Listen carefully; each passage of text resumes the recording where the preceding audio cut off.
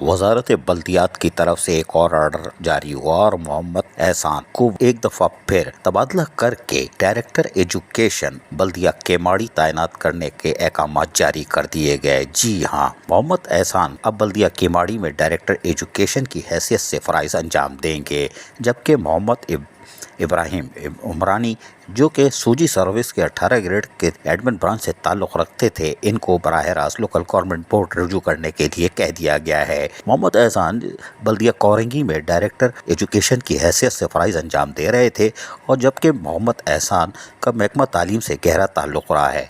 वो बल्दिया उस्मा कराची में भी फ़राइज़ अंजाम दे चुके हैं और माजी में भी असातिज़ा इकराम के मसाइल के हल के लिए कोशा दिखाई देते थे।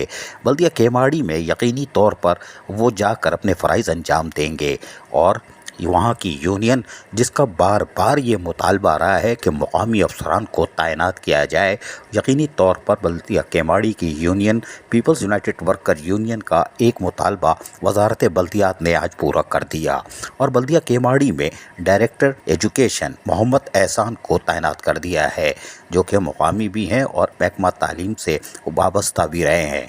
हमने जैसे बताया कि बल्दिया उज़्मा कराची के साथ साथ मुख्तलिफ महकमा तालीम के दीगर सीनियर अफसरान के साथ भी वो काम कर चुके हैं, और बल्दिया कोरंगी के बाद अब बल्दिया केमाड़ी में उनको तैनात कर दिया गया है।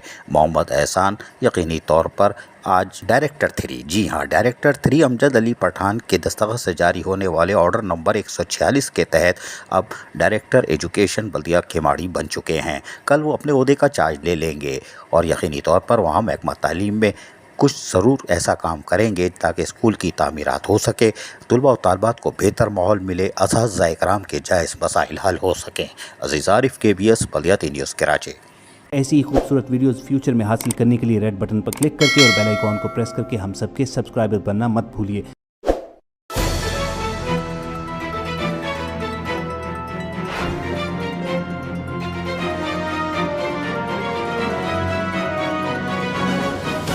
KBS बल्दियात न्यूज़।